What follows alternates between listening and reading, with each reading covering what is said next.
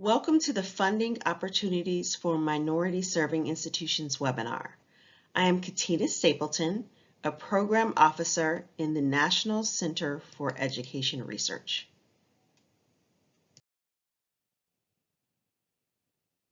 As you can tell from the title, this webinar focuses on funding opportunities for minority serving institutions. The primary purpose of the webinar is to increase awareness of IES funding opportunities within our research and research training grant programs.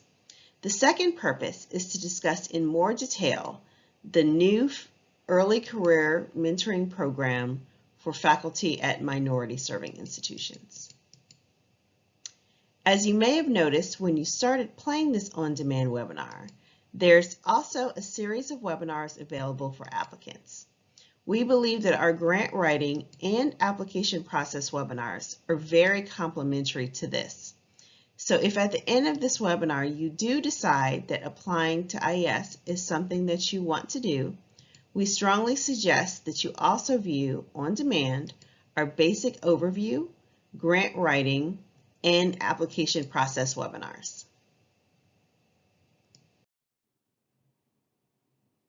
The primary audience for this webinar are faculty, staff, and sponsored program officers from minority serving institutions. For the purpose of this webinar, there are a wide range of institutions that we consider minority serving institutions. Please note that if you're applying for other competitions within the Department of Education or other federal agencies, they may have different definitions of minority serving institutions. Before we go any further, I want to answer a common question. Does IES have funding opportunities for MSIs? The answer is yes. IES encourages applicants from MSIs to apply to all of our research and research training competitions. Each RFA has specific requirements. Any institution that meets those requirements is eligible to apply. We encourage you to review the requirements for each competition and take advantage of all the webinars that are available, as well as IES office hours. We encourage you to take advantage of a unique feature here at IES, which is our ability for program officers to give technical assistance. Once you identify which research or training grant program you'd like to apply for, you should contact the IES program officer whose name is associated with that program. Section 114 of the Education Science Reform Act of 2002 charges IES with undertaking initiatives and programs to increase the participation of researchers and institutions that have been historically underutilized in federal education research activities of the Institute, including historically Black colleges or universities or other institutions of higher education with large numbers of minority students. Currently, IES has two funding opportunities to help meet this goal. The Pathways to the Education Science Research Training Program was established by IES to develop a pipeline of talented education researchers who bring fresh ideas, approaches, and perspectives to addressing the issues and challenges faced by the nation's diverse students in schools. Pathways Training Program grants are awarded to minority serving institutions, or MSIs, and their partners that create education research training programs that prepare undergraduate, post-baccalaureate, and master's level fellows for doctoral study. IES just made 6 awards in this program, 5 to renew existing programs, and 1 to create a new program in the data sciences.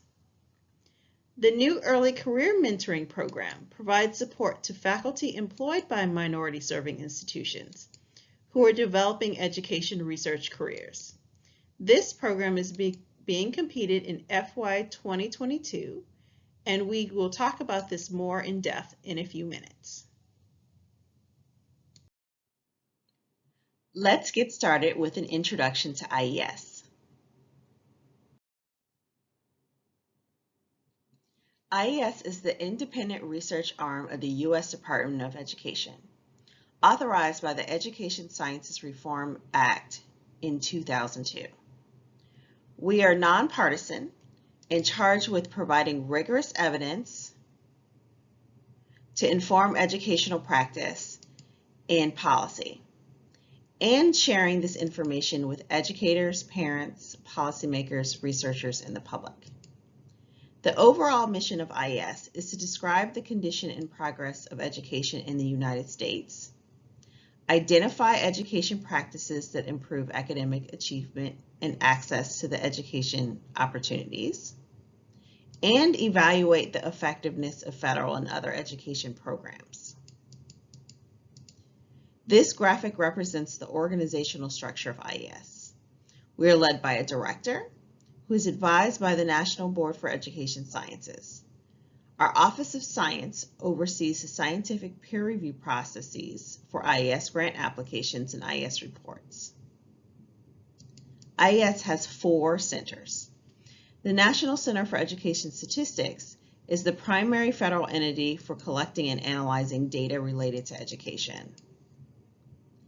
The National Center for Education Evaluation and Regional Assistance conducts unbiased, large-scale evaluations of education programs supported by federal funds, provides technical assistance, and supports the development and use of research and evaluation.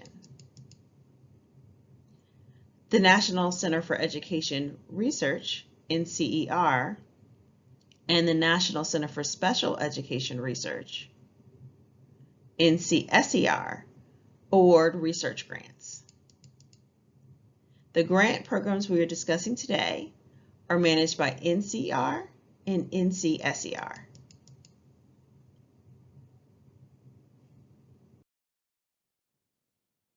The objectives of our grant programs are to develop or identify education interventions that enhance education outcomes and can be widely deployed,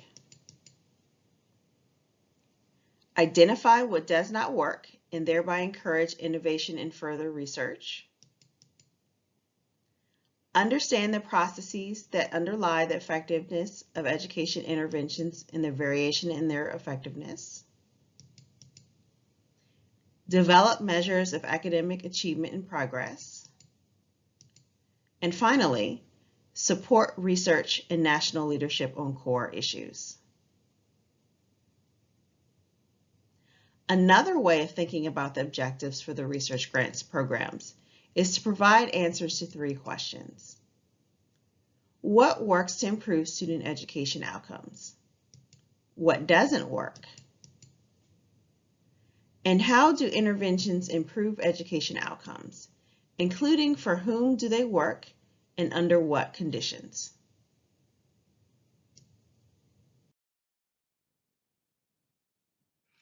The objectives of our training grant programs are to prepare individuals to conduct rigorous and relevant education research that advances knowledge within the field and addresses issues important to education policymakers and practitioners. To train and mentor students and researchers from diverse backgrounds in order to encourage their entry into and success within the education research careers. And to improve the quality of education research and encourage new ideas, approaches, and perspectives. Collectively, IES-funded research should yield outcomes and products that are meaningful, inform stakeholders about the costs and practical benefits and effects of interventions, on relevant outcomes for learners, and contribute to scientific knowledge and theory of teaching, learning, and organizing education systems. Researchers receiving funding through this program are to disseminate evidence in a way that is useful to and accessible by educators, parents, policymakers, researchers, and the public.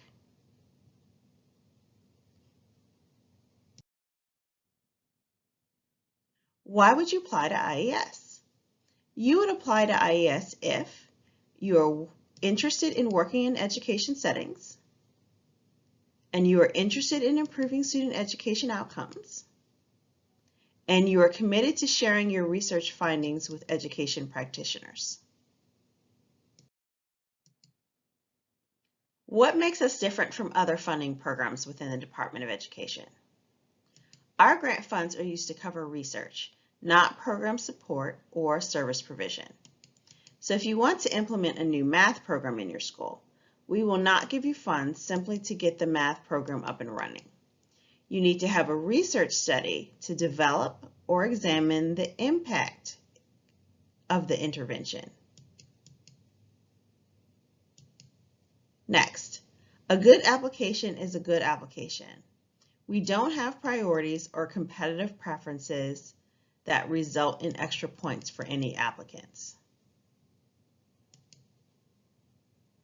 And finally, reviewers have flexibility to assign points based upon overall scientific merit. For example, other programs may assign a maximum number of points that you can obtain for your significance section. We allow reviewers flexibility to weight each section as they see fit on determining the overall scientific merit of your application.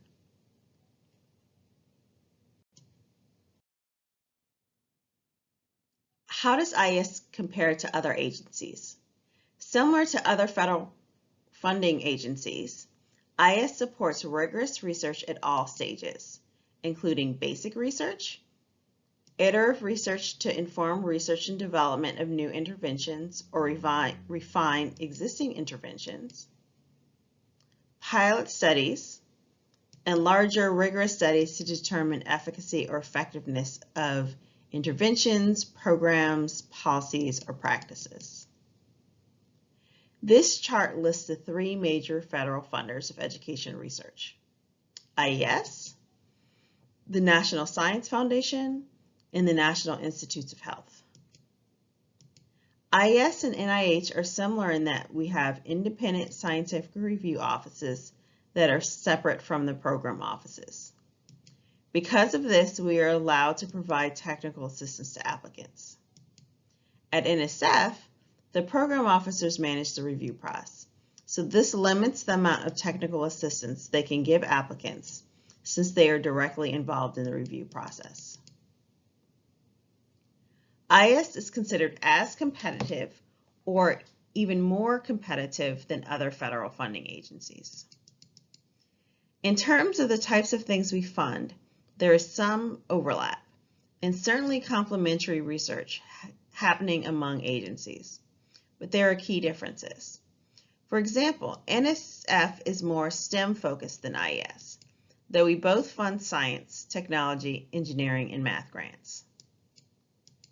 NIH, specifically the National Institute of Child Health and Human Development and the National Institute of Mental Health, support more foundational research, such as brain-related research and genetics research, that we don't fund at IES. Results from this work, however, can certainly inform the work we do at IES and could guide researchers in developing a grant to IES. So that was a quick overview of IES, and now we'll turn to talking about our current funding opportunities.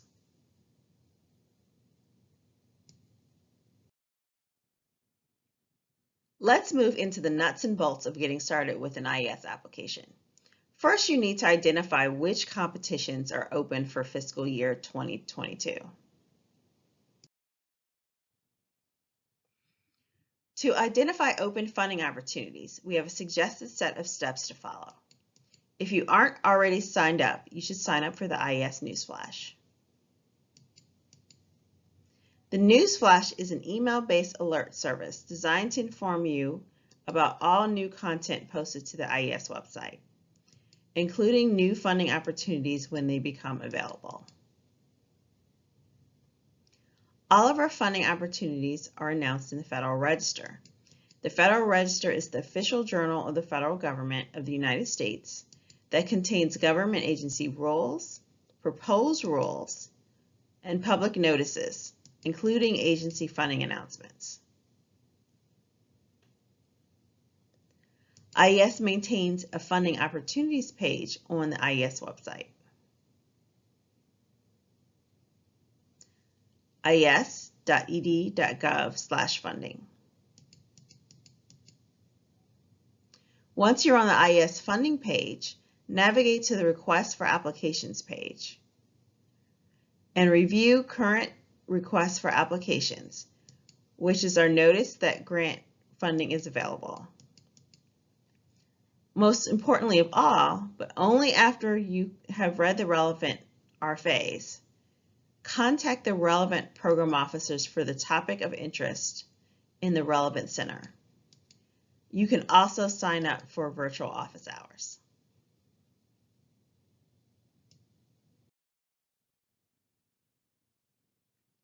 As you're reading through the RFAs, make sure you review the current list of research topics and any methodological requirements.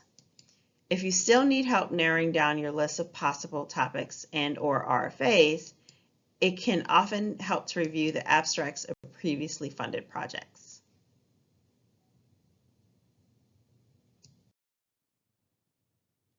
IES is holding 6 separate research and research training competitions in FY 2022. Be sure to read the full request for applications for a more detailed description of each competition.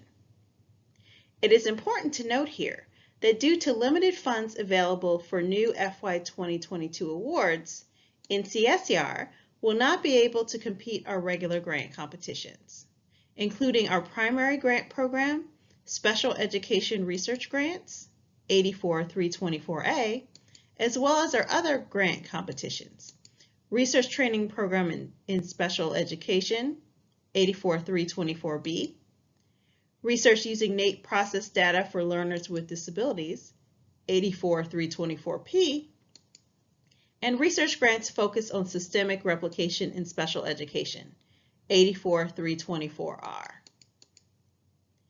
NCSER released the new Research to Accelerate Pandemic Recovery in Special Education, 84324X grants program, which is funded with money provided to us in the American Rescue Plan.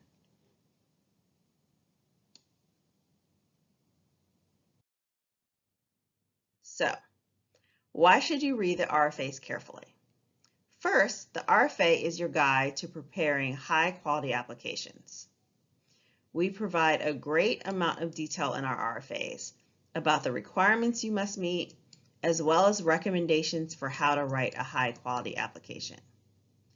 Second, reviewers use RFAs to evaluate your application for its scientific merit. RFAs have sections to walk you through what you need to know and include in your application. The sections include, and may vary depending on the RFA, overview and general requirements, which include a summary of changes to the RFA from the previous competition, topics, project type requirements and recommendations, appendices and other narrative content, competition regulations and review criteria, and compliance and responsiveness checklists.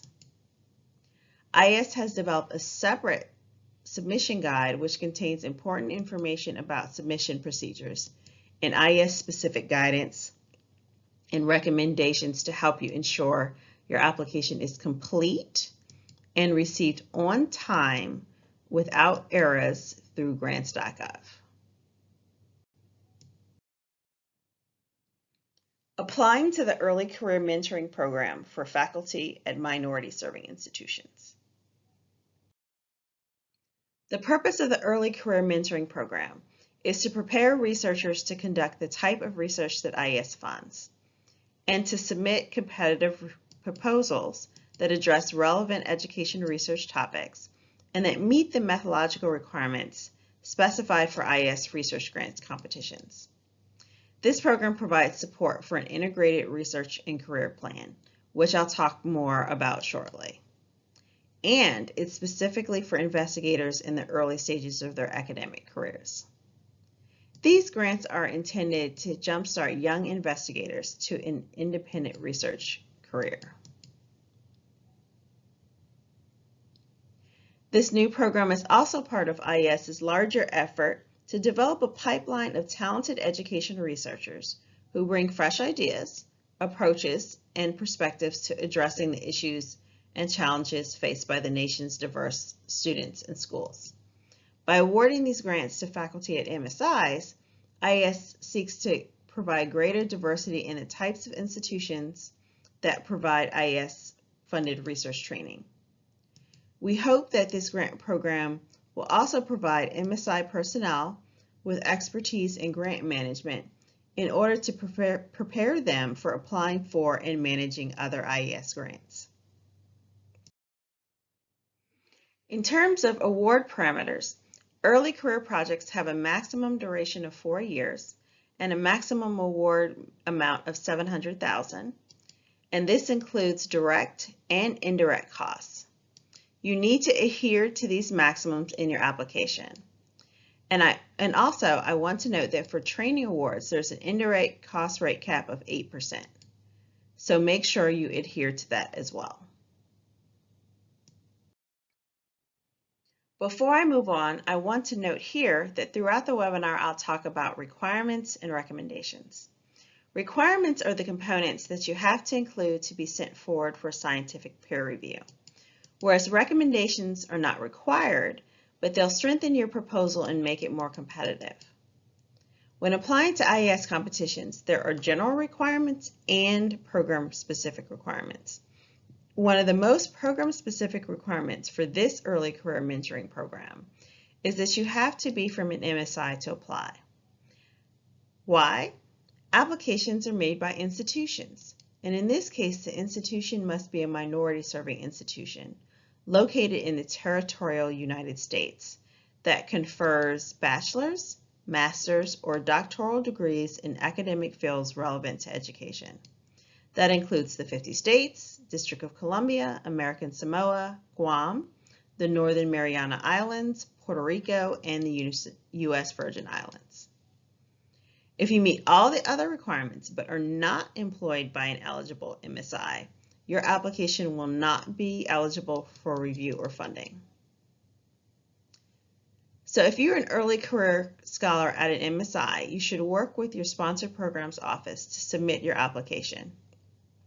MSIs can submit multiple applications, so it does not matter if there are multiple applications as long as the PIs are different. To qualify as an MSI for the purpose of the Early Career Mentoring Program, the institution must be on one or more of the following lists: the Office of Post-Secondary Education's FY21 or FY20 lists of Title III and Title V eligible institutions, or an official list of HBCUs found in the Electronic Code of Federal Regulations.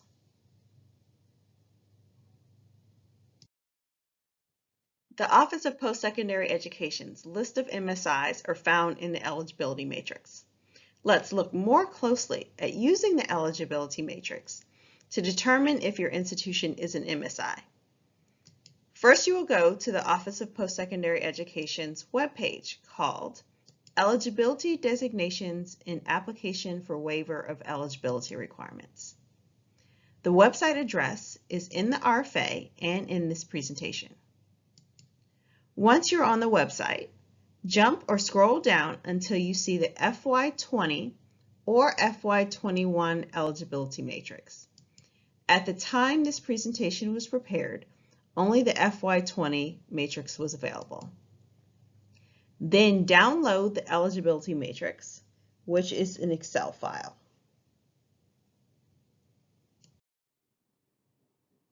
How does this eligibility matrix work? Each year, the Office of Post-Secondary Education, sometimes referred to as OPE, certifies whether institutions qualify for its numerous MSI-related grant programs funded through Title III and Title IV. Any institution that has been certified as an MSI as part of this process will qualify as an MSI for this IES-funded early career grant program. To determine your institution's eligibility, first, open the eligibility matrix Excel file. Then click on the tab called Just Program Eligibility. Next, locate your university using the Find search function or by scrolling down. Once you've located your university, scroll across to see if your university is coded as 5, eligible to apply for a grant for this program, or 6, current grantee of this program. So if your university is coded as 5 or 6 in any column except SIP, sometimes pronounced SIP, then your institution has been certified by OPE as an MSI and is eligible to apply for this IES-funded early career mentoring program. Why is SIP excluded? Institutions eligible for the Department's Title III Part A Strengthening Institutions Program, or SIP, are not considered MSIs for the purpose of this competition unless they also meet the eligibility requirements for a specific MSI category. In this screenshot example, 2 universities immediately stand out as being coded as MSIs. Adelphi University is an ANAPESI and Adams State University is an HSI. However, when you're reading the spreadsheet, make sure you scroll all the way over. That's because this screenshot only shows the first few columns in the spreadsheet. There are many more columns to the right. For example, Ayani Nakota College is a TCCU, which is shown in the farthest right column in the full spreadsheet. If you have any questions about eligibility, email me, katina.stapleton@ed.gov for clarification. HBCU applicants can also check eligibility using the eCFR HBCU list. The link is in the RFA and this presentation. The list is presented in alphabetical order by state. All institutions on this list, including Howard University and the District of Columbia, are eligible for this IES-funded early career grant program. Now that you've confirmed that your institution is an eligible MSI, there are 2 main eligibility requirements for PIs, or principal investigators. The first is that at the time of applying, you have to be within 3 years of receiving your doctoral degree or completing a postdoctoral program. And the second is that you must hold a tenure-track position or research scientist position at the applying MSI or must have accepted an offer for such a position to begin before the start of the award. If you've accepted a position at the time you're applying but haven't started, then you need to include a letter of support in Appendix E, which I'll talk a little bit more about later. This letter of support will be from your future home institution and will indicate that an offer has been made and accepted. And it will also specify an agreed upon start date that is set to begin before the award begins. Also, the PI's position must be a salaried position paid by the university without a focus on training. So it can't be a postdoctoral position. It also can't be an adjunct position. And there are also 2 additional parameters related to eligibility that are not part of the initial screening process, but do need to be met if the early career application is recommended for funding. Those are that the PI must be a citizen or permanent resident of the U.S., and they must not have previously served as a PI or co-PI on a research grant from IES. For example, if you apply for this early career mentoring grant, in addition to being a PI or a co-PI on an education research grant at the same time, and both are recommended for funding, you can't do both. You would need to withdraw your application for one of these programs.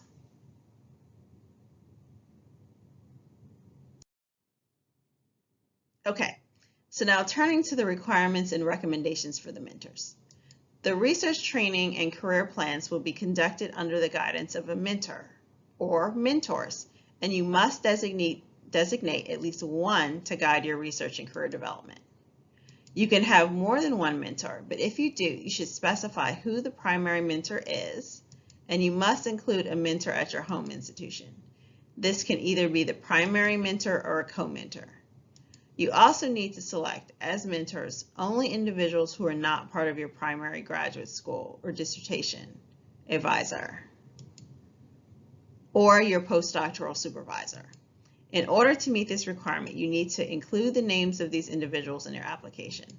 Faculty members who served on your dissertation committee but weren't your direct advisor are fine to serve as mentors. And the mentors can be from academic or non-academic institutions, as long as these institutions conduct education research. Here are some tips for selecting your mentors. IES recommends that you do the following to demonstrate the appropriateness of your mentor selection. If you propose multiple mentors, include mentors with a variety of areas of expertise. For example, one mentor may have expertise in the relevant content area, and the other may have more expertise in another aspect of your proposed research training plan. For example, the methods or statistical analyses, or some other aspect of the content. You should also select mentors with appropriate expertise in the specific content area of interest that you've identified. And then another thing to consider is that when you're selecting a mentor at your home institution, you should choose somebody who can guide your career development there. For example, someone who can help you navigate the institution's procedures for grant submissions or for obtaining tenure, as well as provide additional content and/or methodological expertise. You may also benefit from having mentors with expertise in disseminating research results academically and/or to practitioners and policymakers. Here are some other things to consider in choosing mentors. Are potential mentors committed to training? In other words, do they have expertise training doctoral, postdoctoral, or other early career researchers? Do they have time to devote to mentoring? Are they going to expand your perspective and make a unique contribution over and above the other mentors? Can they help you with your writing and dissemination skills? Do they have IES or other federal funding? It can be useful to have mentors who have federal grant funding and can provide feedback on this earlier career proposal, as well as future grant submissions to IES. Okay, so now I'm going to talk about the training program narrative. This is the majority of the content of your application. Early career applications must include a narrative that has these 5 sections: significance, research training plan, career plan, personnel, and resources. And I'll talk about each of these specifically. This narrative is limited to 20 pages. Your significance section should lay the foundation for your proposed research and career development. Somewhere in this section, you must indicate your institution's MSI status and should also discuss how this award will contribute to your professional growth at this institution. The significance section must also explain why additional training is needed or what you need to add to the training that you've already received. This is especially important if you've already received postdoctoral training. For example, it could be that you need additional training in a specific methodology that you didn't receive training on or receive very little training on during graduate school or your postdoc. We recommend that you describe your current levels of knowledge and skills, the proposed mentoring and training activities, and how these activities will lead to the specific knowledge and skills necessary to accomplish the proposed research activities. In terms of your research, you also need to describe the education problem you plan to address, how you plan to address it, and the empirical and theoretical rationale for your proposed research project. We recommend that you describe typical practice and its shortcomings, and how the results of your work will inform the next steps in the research process, such as the future development of an intervention or an assessment or evaluation of an intervention.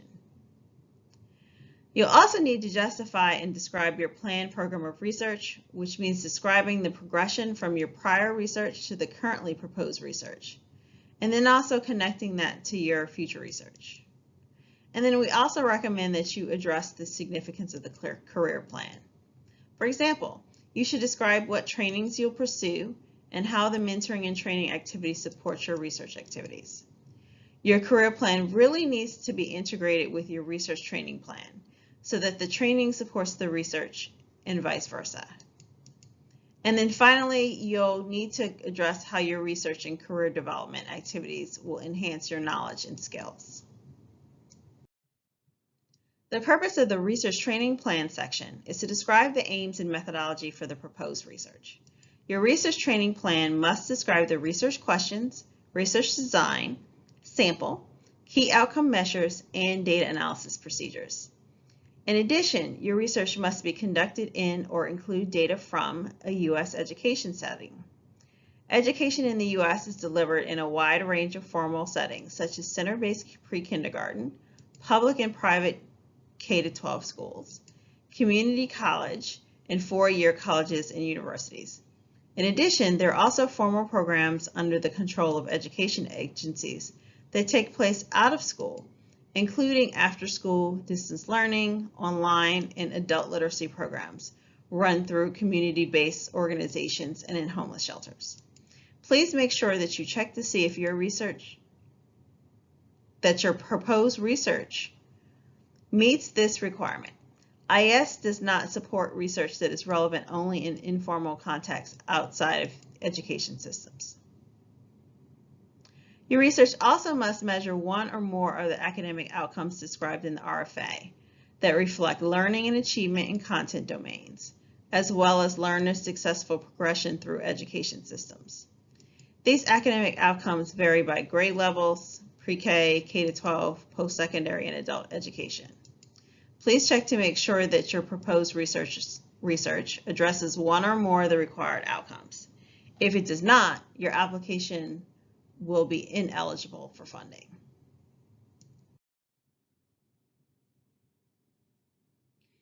When you're developing the research training plan, the RFA for the Education Research Grants Program, 84305A, may be a helpful guide for identifying appropriate research activities.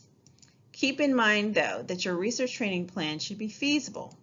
A common pitfall for prior applicants to a similar IES-funded early career mentoring program is that applicants proposed something overly ambitious and did not seem feasible to accomplish with the amount of time and money, and given the training needs and activities.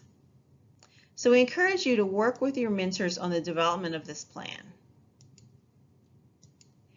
Even though the research training plan must be included in the proposal, certain aspects, for instance, the research design or the data analysis plan, on which you propose to receive additional training, may be described in less detail.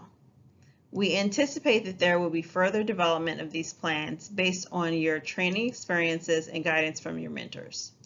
That being said, the level of detail that you provide here should align with your expertise in the proposed training activities. For example, if you have expertise conducting single case experimental designs, then IES would expect a detailed description of the design requirements. On the other hand, if your career plan includes training in single case design, then IES would not expect a detailed description of the design requirements. However, you should describe the type of single case design you propose to conduct and how it's an appropriate design to address your research question. So the bottom line is that reviewers need enough detail to be able to judge the feasibility and appropriateness of your research training plan. To encourage rigorous education research that is transparent, actionable, and focused on meaningful outcomes, as applicable, all applications are expected to incorporate the principles outlined in the IES-wide Standards for Excellence in Education Research, referred to as SEER. These standards include pre-registering studies, making findings, methods, and data open, identifying intervention's core components, documenting treatment implementation and contrast, analyzing costs, focusing on meaningful outcomes, facilitating generalization of study findings, and supporting the scaling of promising results. Your research training plan should describe how you will follow the principles outlined in SEER. Okay, so now I'm going to move on to the career plan. There are two components of this career development plan: the mentoring process and then the additional training opportunities. Both of these components must be integrated with and support the research training plan. In your career plan, you'll describe your training goals and how the proposed activities will help you reach these goals, as well as the roles that your mentor or mentors will play in helping you achieve these goals. For each mentor, you want to describe their expertise and how it's relevant to your particular area of research. Specify how the mentors will guide you through the process of refining and implementing your research training plan, as well as helping you progress towards independent research. You should also describe how your mentors will assist you in acquiring new expertise and guide your development as a scholar. So, mentoring activities can include regular meetings, review of your career plan, and any additional guidance that would be useful for you in your development as a scientist. For instance, reviewing your manuscripts for publication, developing grant applications, or helping with you with your dissemination plan. You should be specific about what the mentoring activities will entail and how often you will meet. You should also describe a plan for coordinating mentoring activities if you have multiple mentors. For the career plan, it's really helpful to include a timeline of the mentoring and training activities, as well as the research activities, to show how these are going to be integrated and how the training you will receive will be able to inform the research training plan. Here are some examples of other training or educational opportunities that you could incorporate into your career plan. You could include the IES methods trainings, or advanced statistical workshops, or coursework that's related to either a content area or a statistical technique. Methods trainings can be quantitative, qualitative, and/or mixed methods.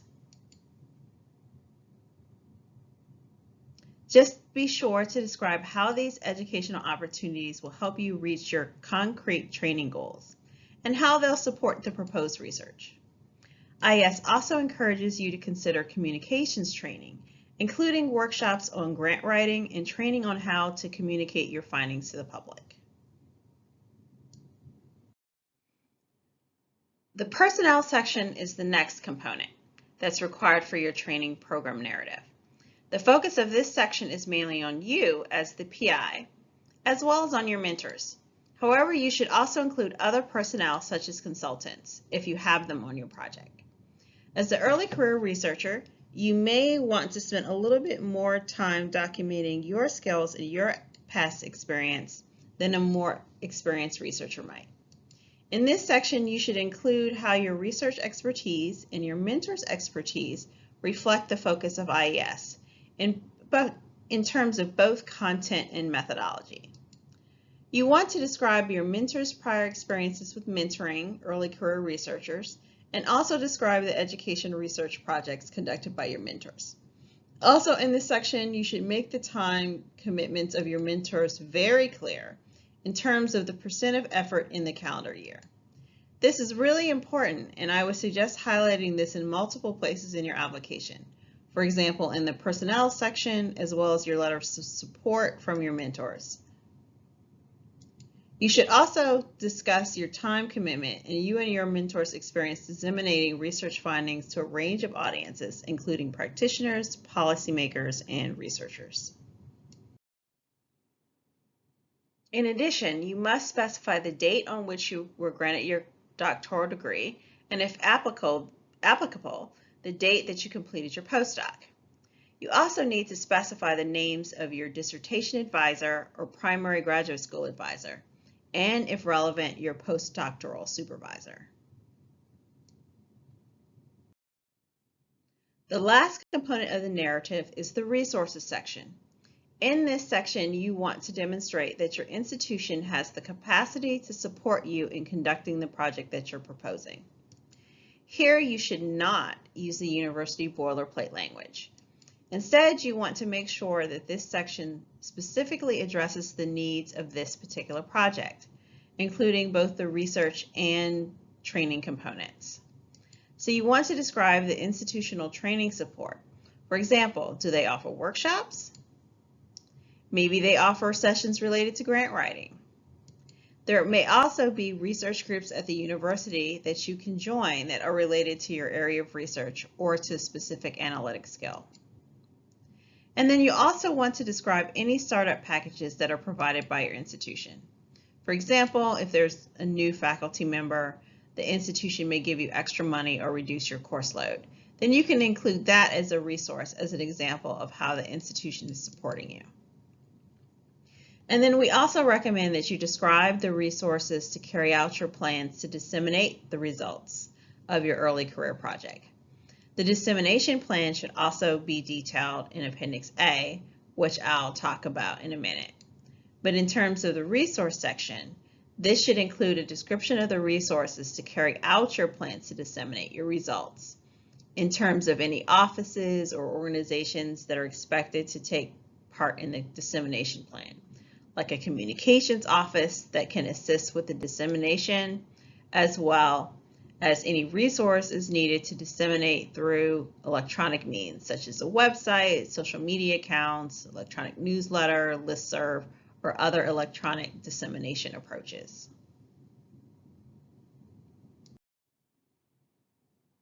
Okay, so this slide shows the required and optional appendices for the Early Career Mentoring Program. As I mentioned, Appendix A is required for all applicants to the Early Career Mentoring Program, and it should include your plans to disseminate findings from the project. The dissemination plan should be tailored to the audiences that will be most likely to benefit and discuss the different ways in which you intend to reach these audiences. Appendix B and D are not applicable.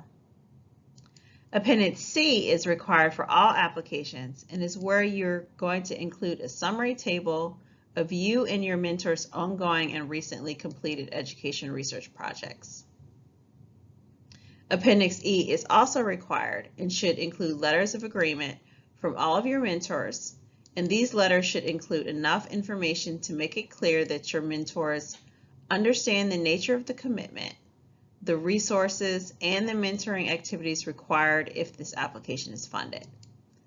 So here's another place to make it really clear the percentage of time the mentor will be devoted to the project. In addition, you should include letters of agreement from your institution, as well as from your school partners, data sources, and consultants if applicable. The letter of agreement from your institution should also include enough information to make clear that they understand the nature of the commitment, time, space, and resources that would be required if the project is funded. And if you haven't started your position by the time you submit the application, this letter should include your start date as well as the details of the offer and of the acceptance. As far as the letters of agreement from your school partners, these will be from the education settings that you intend to partner with. And here again, you just need to make sure that there's enough information so that it's clear that your partners really understand what they'll be asked to do if the application is funded. And if you're proposing to do secondary data analyses, then you'll also want to include letters of agreement from the data sources, for example, state agencies that hold the administrative data you're proposing to use. And if you have any consultants on your project, then you'll also need to include letters of agreement from each consultant in Appendix C. And then lastly, Appendix F is optional. You can use this space to provide examples of research and training materials and tables and charts that support the training program narrative. For instance, if you can include your project timeline, a table of the research and career development activities, You could also include examples of the materials that will be used in the intervention or assessment that's the focus of your project, as well as any figures, charts, and tables that supplement the project narrative. You can also include examples of measures to be used in the project. The RFA includes specific information about the budget for early career grants, and I'll just highlight a couple of things here. First, you can budget up to 50% of your salary, and it can be used for protected time or buying out classes so that you can concentrate on the research. You could also provide honoraria for mentors. The maximum per mentor each year is $3,000. The maximum total amount for mentors each year is $10,000. So if you have one mentor, you can only request $3,000 per year. If you have 3 mentors, you can request $3,000 each for $9,000 total. If you have 5 mentors, you can give them $2,000 each for a total of $10,000 annually. Your budget is expected to cover costs directly associated with the research project as well as the career plan. So it can include things like salary, staff, supplies, incentives, and local travel for data collection, registration for workshops and training institutes, as well as travel, including travel for you and your mentors to meet if you're not in the same institution. Also travel for conferences, and then definitely travel for the IESPI meeting, which happens annually and is required for all IESPIs. In addition, all applicants must adhere to the IES public access requirements. All awardees will be required to submit their accepted peer-reviewed manuscripts to ERIC, the Department of Education's online library, in order to ensure that the findings of the federally funded research are available to the public. Please check the RFA to understand all of the public access requirements for the Early Career Mentoring Program competition. There's an IES application process webinar, and in that webinar, IES staff will go into more detail about the application process. You will need 3 things to apply. First, you need the RFA, which contains information for writing your project narrative. Second, you need the IES application submission guide, which describes information related to submitting your application and provides an overview of the funding process. Lastly, you need the application package, which can be found on grants.gov. In terms of registration for grants.gov, the first tip, and perhaps the most important, is to start this process early. Initial registration can take more than 5 business days, and even if your institution is already registered, the annual update that you have to complete could take more than 3 days. It's your institution that needs to register. If you are planning to apply for this competition, contact your institution's sponsored program office right away so that they can make sure your institution is registered in grants.gov. All applications must be submitted electronically through grants.gov. Applications received by grants.gov are date and time stamped to the second. So if your application must be fully uploaded and submitted by the date and time specified in the RFA, IES will not accept late applications.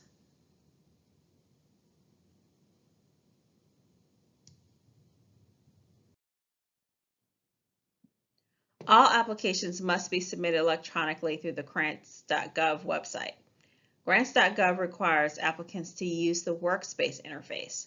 Grants.gov marks alerts in red, and these should be attended to, as failure to follow the Grants.gov requirements will result in an unsuccessful application. Now let's talk about what happens once you successfully submit an application. Applications are first reviewed for compliance and responsiveness to the requirements set out in the request for applications. Applications that are compliant and responsive are then assigned to a review panel.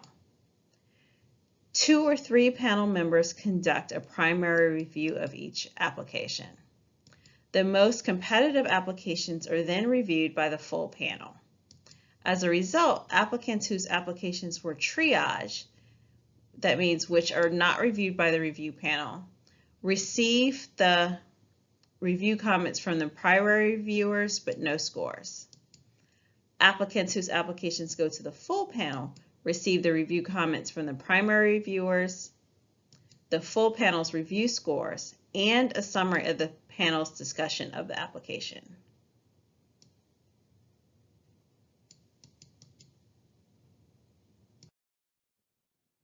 So how are funding decisions made?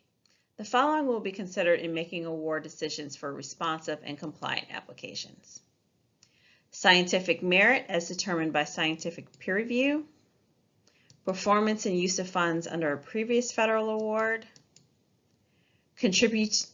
contribution to the overall program of research described in this request for applications, ability to carry out the proposed research within the maximum award and duration requirements, and availability of funds. Office of Science staff identify and recruit highly qualified reviewers, primarily on the basis of the quality of the research they've conducted and published in scientific peer-reviewed journals, and the degree to which they are in-depth experts in the relevant research methods and subject matter. Applications are assigned to panel according to the match between the overall expertise of reviewers on each panel and the content and methodological approach proposed in each application. More detailed information about the peer review process can be found on our website. The Applicant Notification System, or ANS, is housed at iasreview.ed.gov. After you receive an email notification, you may sign into the ANS to view the reviews of your application and your award status. And if your application went to full panel, the review scores and panel discussion summary will also be available. We encourage you to discuss your reviews with the program officer and consider reapplying if your application is not funded. Along with the resources just described, program officers are another resource you should use, so please do contact us. Email your initial research ideas to a program officer. As you develop your application, program officers can comment on your content and framing of the research. For additional information, please refer to the RFAs and reach out to the program officers listed in the relevant RFA. You can please feel free to reach out to me as well. Good luck.